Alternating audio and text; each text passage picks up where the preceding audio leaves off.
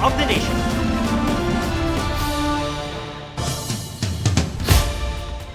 Bago ngayong gabi, ilang bahay ang nasunog matapos sumabog ang imbakan ng materyales sa paggawa ng paputok sa Cabuyao, Laguna. May live report si Jamie Santos. Jamie? Atom, nabulabog nga ng isang malakas na pagsabog ang barangay Butaw dito nga sa Cabuyao, Laguna pasado alas 6 ng gabi na nagsimula umano sa isang imbakan ng materyales sa paggawa ng paputok. Sa lakas ng impact ng pagsabog mula sa isang property sa Cabuyao, Laguna, nagalawang pwesto ng kamera. Sa laki at kapal ng usok, tanaw ito sa kalapit na barangay. Agad na rumisponde ang mga bumbero. Damay sa pagsabog ang mga kalapit na bahay. Akala raw ng ilang residente may nagte-testing ng paputok. Halos mayanig daw ang lupa. Ay tapos yun po sumunod, abay ang lalakas na, ang lalaki na po ng apoy. Ay makita ko po namin yun, binisita ko. Kasi nga na ano tong kesame nito, pumunta po ako, ay tanggal po yung bintana. Sobra pong lakas talaga, as in yanig po yung lupa. Nung sumabog po, nakita namin bumagsak, may bumaba na po kami. Sobrang lakas po. Sobrang lakas. Kasi gawa ng malapit na yung apoy, pagbaba namin, nakita namin yung apoy eh. Tuluyang naapula ang sunog pasado alas 7 ng gabi. Ayon sa BFP Cabuyao, wala silang dinatnan na tao sa loob ng imbakan. Tingin din nila wala itong permit. May imbakan po dito ng ng mga raw materials po sa paggawa ng paputok po. Hindi pa po kami makakapagbigay ng ng opisyal na pahayag kung ano ang pinagmulan kasi sa kasalukuyan po iniimbestigahan pa ito.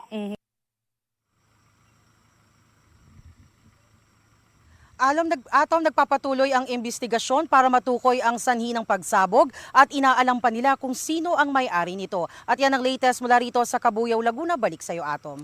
Maraming salamat, Jamie Santos.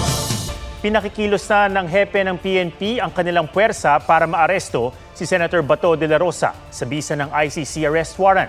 Sa isang panayam, iginiit naman ni Senator Robin Padilla na hindi niya itinakas si de la Rosa na nakisabay lang umano sa kanya at ibinaba niya sa Makati. Mahigit isang linggo matapos ang gulo sa Senado,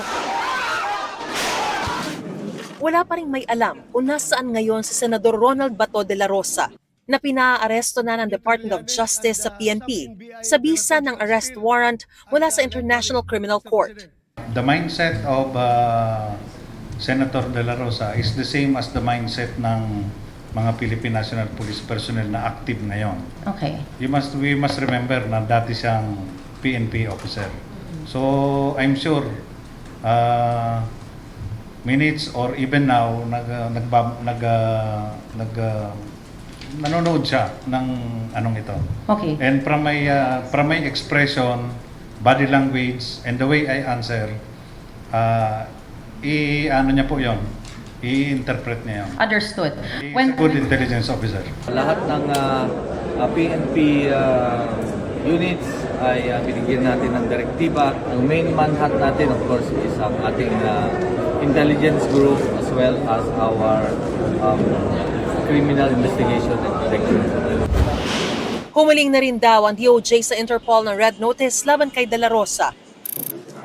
Ang NBI may mga natatanggap na raw na impormasyon sa lokasyon ni De La Rosa. There's a dedicated teams to look after him. And we will arrest him. Basta nakita namin siya. Huling nakita si De La Rosa na palabas ng Senado, madaling araw ng May 14 pagkatapos ng nangyaring barilan. Kasama niya noon si Senador Robin Padilla. Sumakay sila sa sasakyan ni Padilla at lumabas sa Senate Parking 2:32 ng madaling araw. Sa isang pahayag, sinabi ni Padilla na bumaba si De La Rosa sa Makati at doon na siya sinundo ng sarili nitong sasakyan. Di na rin daw naitanong ni Padilla kay De La Rosa kung saan ito pupunta. Sabi pa ni Padilla, hindi na siya nakatanggi nang sabihin ni De La Rosa na sasabay siya.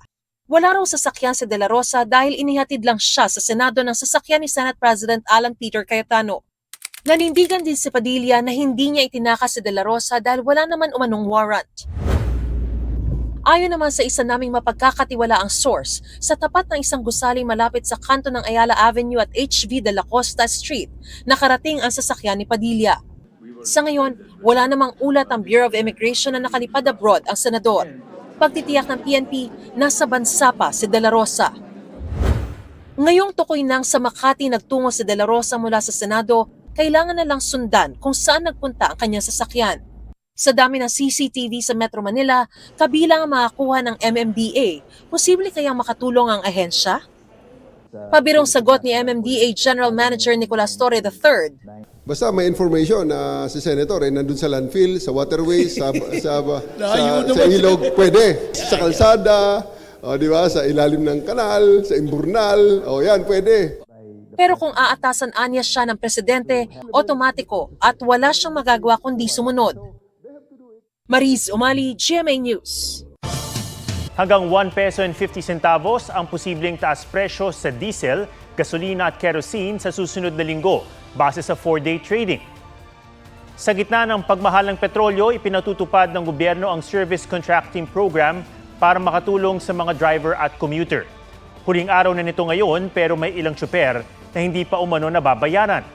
Walang malinaw na tugon ang LTFRB kung kailan sila mababayaran, pero pwede raw silang dumulog sa kanilang tanggapan.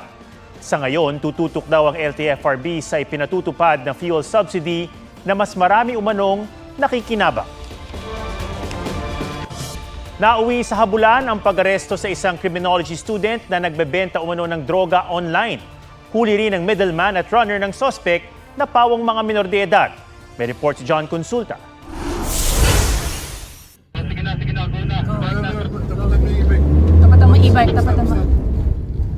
Nagtangkang tumakas ang lalaking ito matapos ma-corner ng NBI Dangerous Drugs Division sa Santa Cruz, Maynila.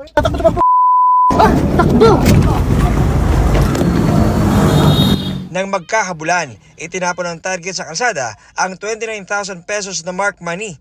Umabot hanggang Jose Abad Santos ang habulan. NBI! NBI! NBI! Hanggang sa mapasakamay ang 20 anyos na suspect at ang dalawang kasama nito. Dalawa sa lalaking ito, mga kapuso, ay pawang mga minor de edad, mga ginagamit ng mga middleman at runner. Habang yung isang lalaki naman na ito, mga kapuso, ito ay isang criminology student dito sa Maynila, second year. Nakakatakot ito na gustong maging member ng law enforcement, sila pala unang sumusuway. At ginagamit pa yung mga bata para alam niya sigurado na yung bata walang pananagutan sa batas kapag nahuli. Nabawi sa criminology student ang iba't ibang klase ng droga, pati na ang mga bala ng vape na may laman umanong droga na ibinebenta raw niya online. Meron siyang tuklaw, meron siyang cards, and meron din siyang kush. So, yung epekto ng marijuana sa atin ay dahil sa brain. Yung tuklaw naman po, sir? Yung nakita natin sa mga video, no? Epekto nito, it could cause convulsion, no? Bumigay yung puso mo. Na-inquest na ang 20 anyos na suspect na tumanggi magbigay ng pahayag. The 16-year-old guy, minor, will be referred to the SWD to determine if he acted with discernment. No? So basically, yung 13 years old is exempted, no, from any criminal liability. And I hope during the intervention, that will be enough to change yung kanyang tendency. John Consulta, GMA News. Iginiit ng ilang kaanak ng mga nawawalang sabongero na hindi sila ang nagpatawag ng pulong sa abogado ni Atong Ang. Ang nagpatawag daw ng pulong ay ang abogado ni Atong Ang na si Attorney Caroline Cruz para kumbinsihin silang hindi dumalo sa mga hearing sa kaso. Kasama umano sa inilatag na deal ng kampo ni Ang ipakiusap ang pamilya ng mga biktima sa mga takakulong na pulis na sangkot sa kaso. Nangangamba ngayon ang mga kaanak sa mga sinabi ng NAPOLCOM na baka madismiss ang kaso kung wala nang dumalo sa mga pagdinig. Sinusubukan pa namin makuha ang panig ni Attorney Cruz. 3 barangay sa Santa Barbara, Iloilo ang nawala ng ilaw sa kalsada matapos tangayin ng mga kawatan ang mahigit 100 streetlights. May spot report si Zen Kilantang Sasa ng GMA Regional TV. Pasado 3:00 na ng madaling araw, pero ang lalaking ito naispatan sa taas ng poste ng ilaw sa National Highway ng Santa Barbara sa Iloilo. Ilang saglit pa, nagpadaos-dos ang lalaki sa poste. Bit-bit na ang dalawang streetlight. Sunod niyang pinonterya ang isa pang poste. Ayon sa kapitan ng Barangay Bolong Weste, unti-unting nawala ang mga ilaw sa kanilang lugar at mga karatig barangay. Kadako nga lusis para sa gobyerno, nga ginawa ka gobyerno, kabulig, para nga matigayon nga magnami, ma-beautify ang lugar, kahit tamaan man kamo, luwas ka at town with a heritage kami, alagyan pa ni pa-airport. Aabot sa 4.3 million pesos ang kabuang halaga ng 129 na solar streetlights na ninakaw sa 3 barangay. Nakilala ng lalaki sa video at tukoy na rin ang kasabwat niya. Ang suspect dati na rin palang nagnakaw ng streetlight pero hindi nasampahan noon ng reklamo. Patuloy silang tinutugis. Mas ginasaka na nila ang kainubuo mo lang sa actually ang street light mo ang sa side na bala. So may dala silang gamit, ginalubad lang nila ang mga bolt. Din amula na kuhaon lang bolt tapos makuha naman dayon ng ang solar light. Mula sa GMA Regional TV, Zan Kilantang Sasa, GMA News. May bagong tawag sa Polycystic Ovary Syndrome o PCOS na itinuturing na pangunahing sanhi ng infertility sa mga kababaihan sa buong mundo. Ang dahilan ng pagbabago ng pangalan at ang ibig sabihin nito sa mga kababaihang may ganitong kondisyon. Sa report ni Von Aquino. Sa datos ng World Health Organization, nasa 10 hanggang 13% ng mga kababaihang nasa reproductive stage sa buong mundo ang may PCOS o Polycystic Ovary Syndrome. Isa itong hormonal disorder at karaniwang naiuugnay sa pagkakaroon ng ovarian cyst. Ilan sa sintomas ay ang irregular menstrual cycle, infertility at sobra-sobrang facial at body hair. Pero kamakailan lang pinalitan na ang pangalan ng kondisyon sa Polyendocrine Metabolic Ovarian Syndrome o PMOS. Kasunod ito ng isang international consensus na inilathala sa medical journal na The Lancet. Inaccurate o hindi na raw kasi tugma ang terminong PCOS. Mas na-highlight yung term na mga metabolic and endocrine na mga problems doon sa PMOS. Dati kasi ang focus lang yung cyst na tinatawag, the PCOS. So ngayon kasi mas holistic, mas diverse na, especially on the metabolic side. At dahil nakatutok lang sa isang organ ng PCOS, nade-delay ang diagnosis at paggamot. Katunayan ayon sa WHO, nasa 70% ng mga babaeng may PCOS sa buong mundo, hindi alam na may ganito silang kondisyon. Kasunod ng pagpapalit ng pangalan, nadagdagan ang mga laboratory tests. Mas marami na tayong more on endocrine side na test, mga thyroid function test. So once may problem doon, anything that is hormonal. Sa ngayon, wala pa ring lunas sa PMOS, pero may inireresetang gamot para ma-manage ang mga sintomas nito. Also, we advise, of course, the diet modification. Siyempre, we advise less carbohydrates kasi nga po may problem tayo sa insulin. And also, dapat po active lifestyle po tayo. Ganyan daw ang ginawa ni Majel Santiago na 7 taon nang diagnosed na may PMOS. So nagwo-walking po, 10K steps a day, lifestyle changes talaga, and then I tried na talagang yung stress levels ko. Welcome development daw para sa kanya ang pagpapalit ng pangalan ng kondisyon. So when you go to them, kapag nagpa-check up ka, is magpapayat ka, tapos bibigyan ka ng pills, and then bumalik ka sa akin kapag gusto mo na maguntes.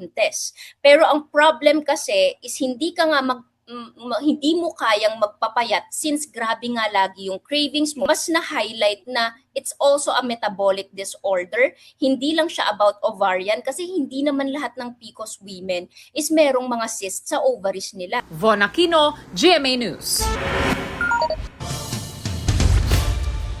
Nakawala ang 2 baka na yan sa Mangaldan, Pangasinan nang bigla nilang makasalubong ang isang motorsiklo. Umangga ang motor sa isa sa mga baka.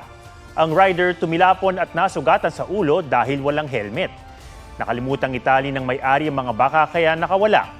Gusto naman ng pamilya ng rider na sagutin ng may-ari ng mga baka ang pagpapa-ospital sa kanya. Tumagilid naman ang trailer truck na yan habang papaliko ng Shaw Boulevard sa Pasig City. Nagkalat sa kalsada ang mahigit 1,000 sako ng harina na karga ng truck. Iniimbestigahan ng pulisya kung overloaded ang truck. Tingin naman ng driver, pumutok ang isa sa mga gulong niya, kaya na-aksidente.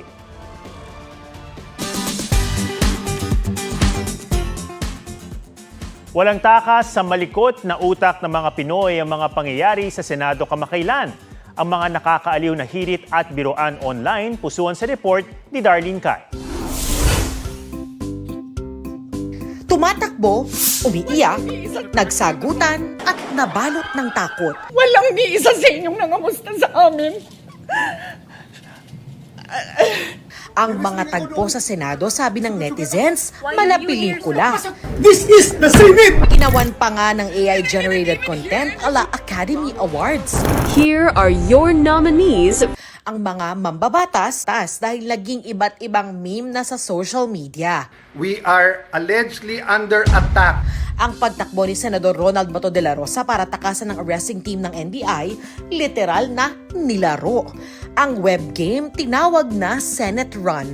Ang player, kinokontrol ang tumatakbong si Senator Bato, patagalan at palayuan, habang iniiwasan ng sari-saring harang pati ang mga humahabol na NBI. Dahil kung hindi, satire lang daw ito para magbigay aliw ayon sa creator at developer na si Jopal Mandak. Hindi ko na-expect na magba-viral po siya since ayun nga for fun lang din, tapos madali lang din kasi siya talagang gawin. So if ever developer ka talaga, masasabi mo na ang dali lang naman gawin ng game na yun. Dahil tinangkilik, plano niyang i-upgrade ang laro at gawa ng Game 2 na tatawagin niyang Call of Senate. Parang base po siya sa Call of Duty. Ayun po. So parang binase ko po siya doon. So ang aking para manalo ko, kailangan magpaputok ka lang sa Senate Hall, kahit saang part po dito. Parang ganun po. wala akong binabaril. Wala po, kasi ganun naman po yung nangyari.